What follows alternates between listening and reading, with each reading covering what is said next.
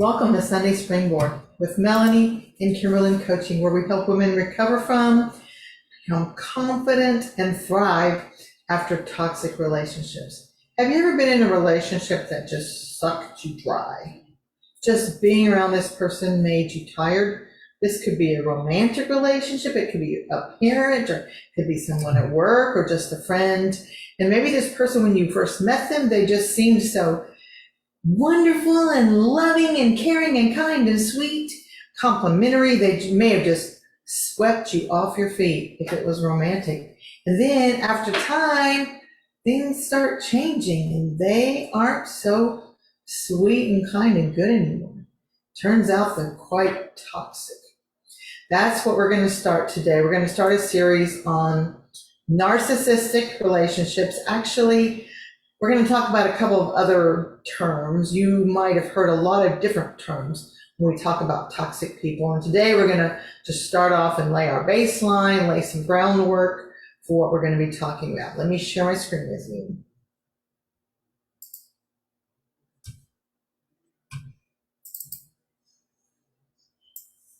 Okay. So I've called this vampires in our midst because it truly feels like they just suck us dry. They just drink our blood. It's just really difficult. And you've probably heard different words. You might have heard the word psychopath, sociopath, narcissist, of course. You could have also heard cluster B disorders. You could have heard antisocial personality disorder, narcissist disorder, borderline personality disorder. All these different terms, what do they all mean? When we go through this series, right now, well, I've been doing several research. Right now, a lot of my, the facts and the things I'm learning are from Dr. Ramani. She does a lot of wonderful things about narcissists and psychopaths and sociopaths. If you're interested in hearing it from her, you can go online. She's got podcasts and videos and books. And then later on, I'm going to talk about some things I've learned from Lundy Bancroft. He wrote a great book called Why Does He Do That? Into the Minds of Angry and Controlling Men. And we'll talk about that more later on. Today, most of the information I got is from Dr. Ramani, but I want to make sure and give you all credit there. And you can Google them and get more information if you want. So first of all, the main three we're going to talk about are psychopaths, sociopaths, and narcissists. If you're like me, I'm like, what's the difference? How do you know what the difference is? First of all, every psychopath is narcissistic. That just goes with it. But not every narcissist is psychopathic. So let's see if we can find some distinctions between these three. Some of they kind of seem to be a little the same here and there, but I think we can make a few distinctions so we can determine which one we're dealing with. So first of all, a psychopath.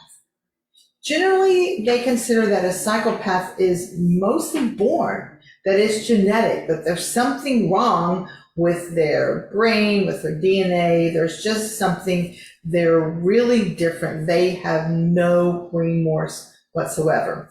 Now, they're very charming, they have a lot of intelligence, they're smart, and in fact, there are many psychopaths high up in firms. They can be the CEOs, they can be the politicians, because they can do whatever it takes to get whatever they want, and they're not afraid of what other people think. They're not afraid of hurting people. They're able to look at the bottom line.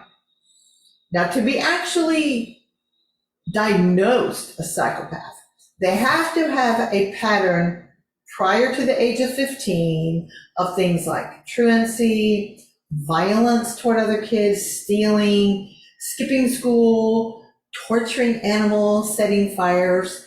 If they don't have that background, they're probably not going to get a psychopathic diagnosis. Now, a lot of these people are never going to get diagnosis because most of these people we're talking about are never going to admit that there's something wrong with them. So most of the time when therapists or psychologists get a chance to diagnose someone is when something has gone wrong in their life. Something has fallen through. Maybe a psychopath got caught. We think of these as being murderers and serial killers, and that's true. They do this great, but they could be good in the military. They could be good in the as a surgeon, because they don't worry, they don't get stressed. They're very cool and calm.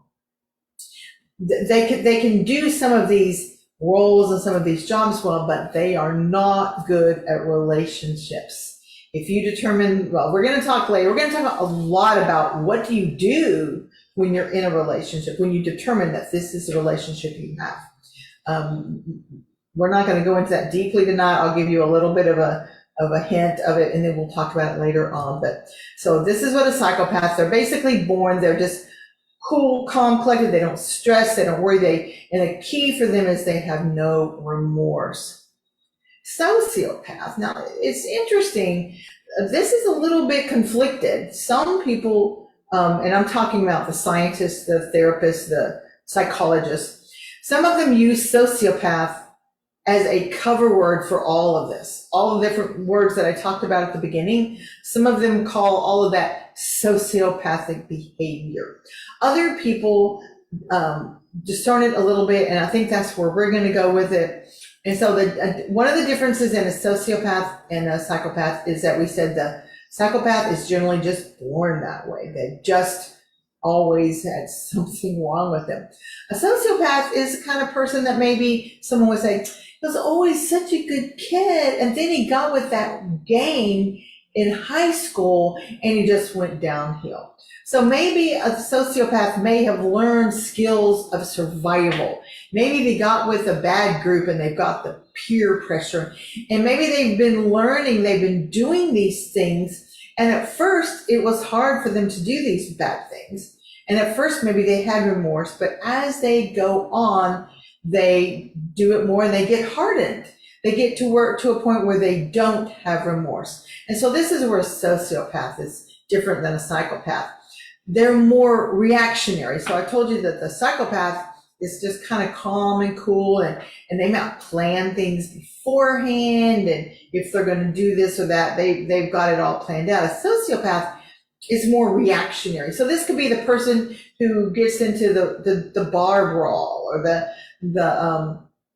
things where they're reacting in a way, and then maybe they don't have remorse. They don't have, one of the things none of these have is empathy. And that's one thing we're going to talk about. But the sociopath and the psychopath don't have remorse, but the sociopath has just kind of weaned it out of himself. They have just trained themselves through doing this for a while. They've just kind of seared their conscience where they have no remorse. Narcissists, we've got two different things we're going to talk about here. First of all, there is a thing called narcissistic personality disorder. Now, the only way you're going to get this diagnosis is if you have the traits of a narcissist and these are causing you problems in your life. And so you go to the psychologist or the therapist and you want some help. Not many people are diagnosed with this because most narcissists don't think there's anything wrong with their life. If there is any problem in their life, they think it's all the other people around them. So you only have that disorder if this narcissistic personality is hurting you, harming you, and harming you. Now, this personality harms a lot of other people, but it's only when it's harming you and you realize it and you go to the doctor to try to help yourself. This doesn't happen very often at all. Dr. Ramani says she actually has worked with some, but as we're going to find out later, narcissists, for the most part, do not change. And it's mostly because they don't admit that there's anything they need to change. Again, we'll talk about that some more.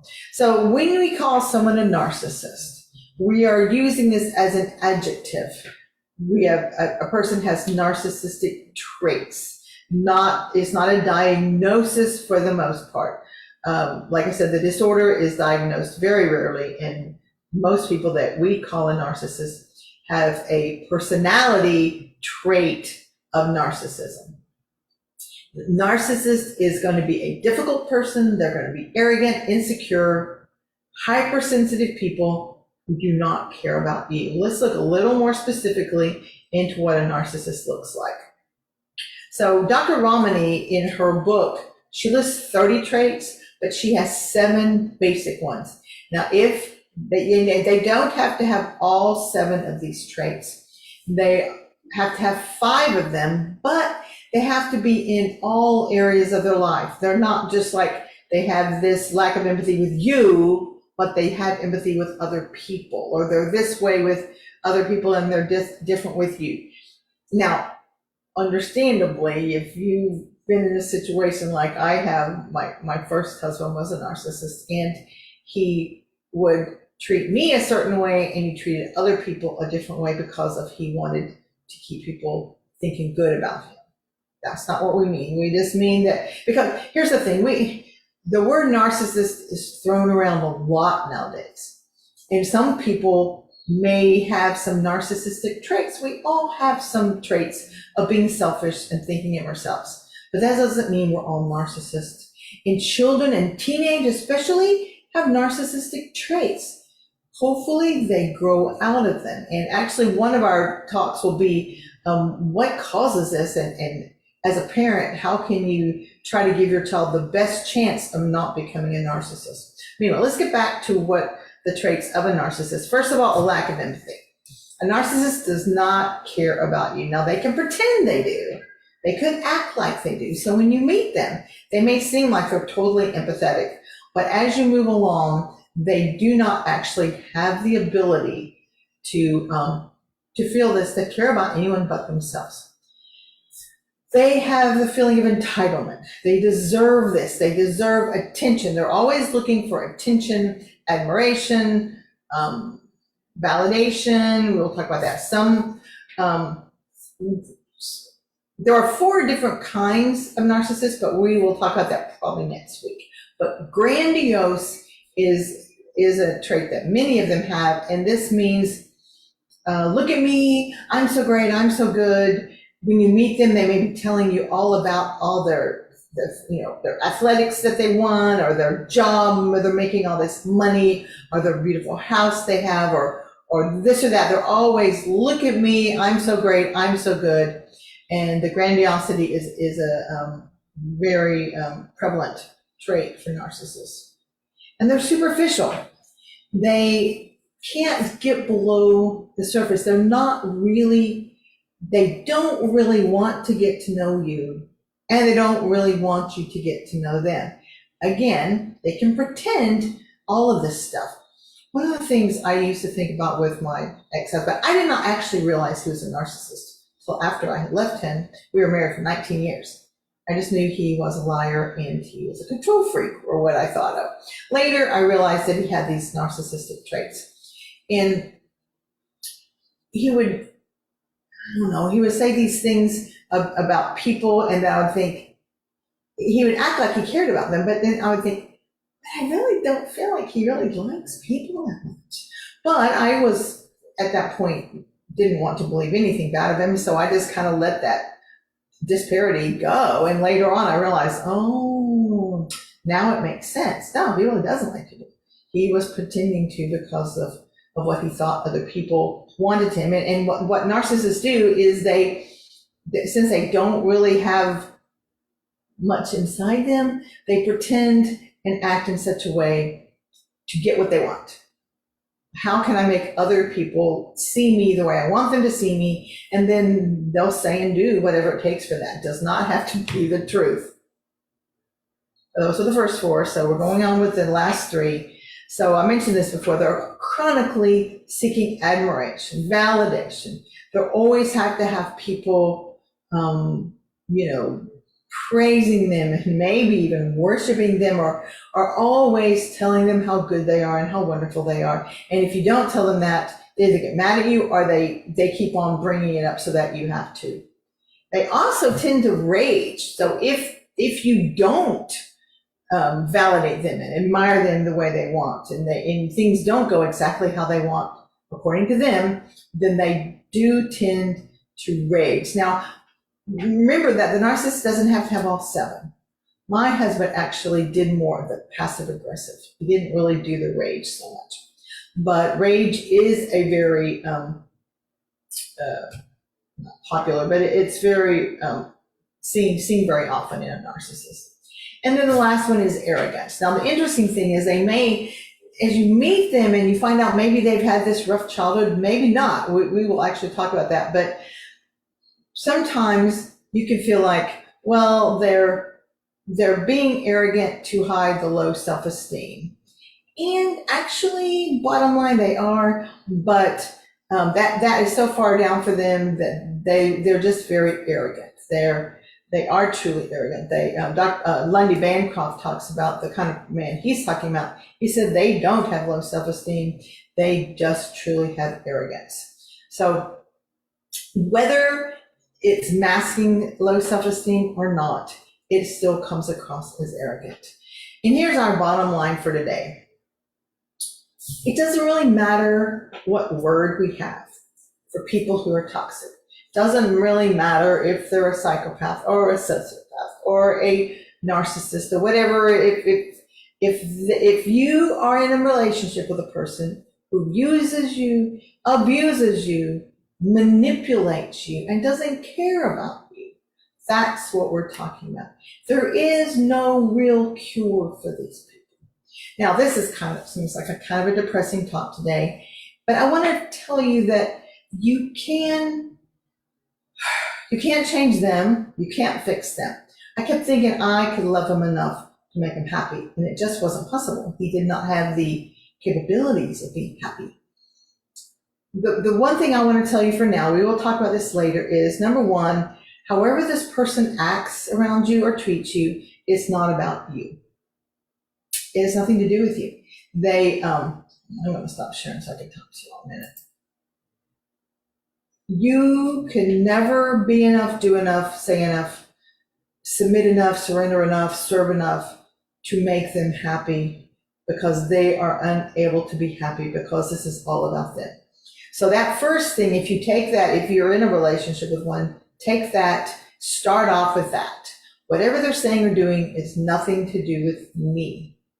Now, if they don't ever change, then when you do, it'd be easy, well, then you just leave. Well, if you are in a relationship where you're not really connected to them yet, maybe it's just someone you've met at work, maybe it's just someone you're dating, then maybe the answer is run fast, run far. But life is not that simple. Maybe you're married and you've got kids. Maybe it's your parent. Maybe it's your boss and you can't just quit your job. So life is not as simple as just saying, well, just leave. And if you've got a relationship that you can't just leave, or you choose at the moment, it's a moment or never, you choose not to leave, there are some things that you can do to help yourself. We will talk about those later. But first of all, if you can just start with, the way they're being has nothing to do with me. And then if you don't know if your person is this person, then you can just start watching and checking. One thing I want to tell you is, if you are having any physical abuse, no matter what the situation, no matter how connected you are, I will advise you that you have to get yourself and your children safe, whatever that takes. If you need help in doing that, message me and I'll try to find some people around you to help you do that. Other than that, if you need help just talking this out, trying to determine, is this person that I have a relationship with, is this a toxic person? Is this a narcissist? And what can I do going forward? I'd love to talk with you one-on-one. There's a link in the show notes to where you can schedule a free consult, free coaching session, and we can see if we would relate. Other than that, I'm going to keep on with this series. We're going to learn a lot. If there are some specific things you would like to learn that you would like me to address, IM me, message me, email me. Go to my website, KimberlinCoaching.com.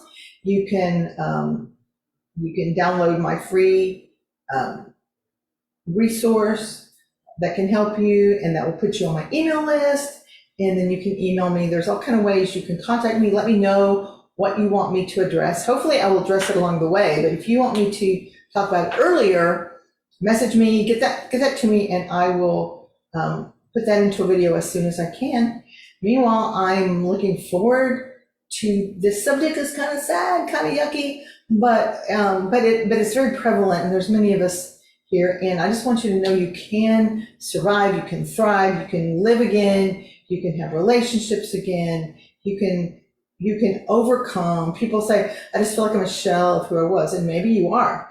These kind of people do this to you, but you don't have to stay there. You can take it from me. I was in a narcissist relationship, and then I was in an alcoholic relationship, and they were rough. They were rough. But I've come out of them now, and I'm living a very happy, fulfilled, satisfying life, and I would like to help you do the same thing. So thank you for watching me today, and also you can watch my other videos on my YouTube channel that is in the show notes also, and have a great week, and I'll see y'all next Sunday.